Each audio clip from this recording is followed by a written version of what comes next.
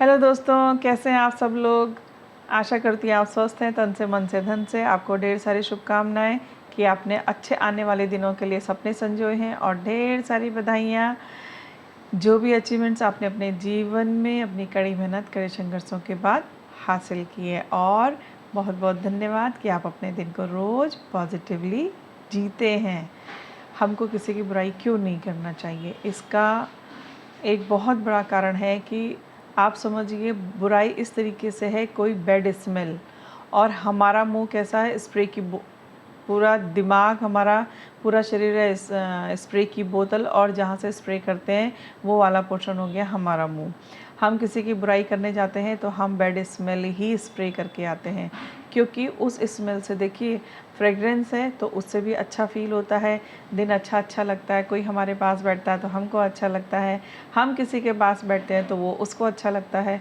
लेकिन बुराई एक बैड स्मेल वाली इस स्प्रे बोतल के जैसे है कि हमने जहाँ जहाँ स्प्रे किया अपने मुंह के द्वारा, वहाँ वहाँ वो बैड स्मेल फैल गई। अब सोचिए बैड स्मेल क्या है, सपोज़ अगर सामने वाला उस तरीके से ना ले पाए तो उसकी एनर्जी डाउन हो जाएगी, वो प्रॉब्लम में आ जाएगा, उसको सिर दर्द होने लगेगा। और अगर उसकी एनर्जी हाई हुई तो वो ये स्प्रे जो है आप अपने साथ ही लेकर के जाओगे।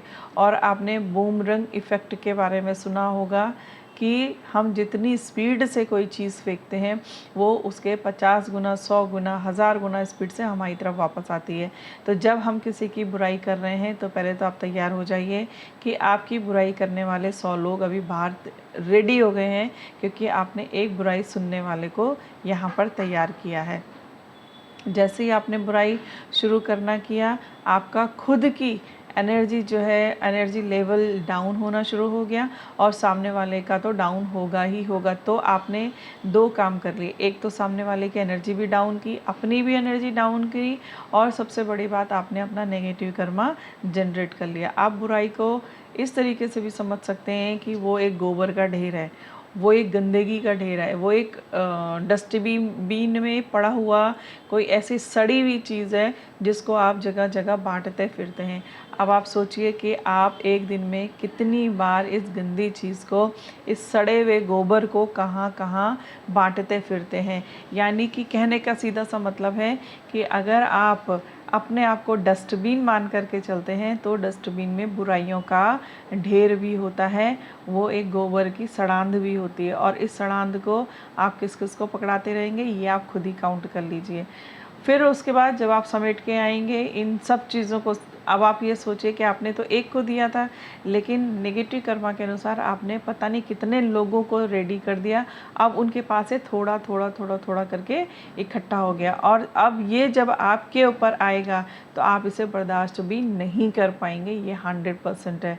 तो बुराई एक ऐसा पत्थर है, एक ऐसी सड़ांध है, एक ऐसा सड़ा हुआ मटेरियल है कि जिसको आप ले करके जाएंगे तो आपका शरीर, आपका और उसमें रहने वाला आपका एक जो बहुत सुंदर दोस्त है वो हमेशा अपनी नाक बंद करके घूमता रहेगा कि भाई इसने कितना डस्टबिन बना रखा है अपने आप को, या इसने कितनी गंदगी अपने अंदर समेट करके रखी है कि मैं हंस भी नहीं पा रहा हूँ, मैं खुल के जी भी नहीं पा रहा हूँ।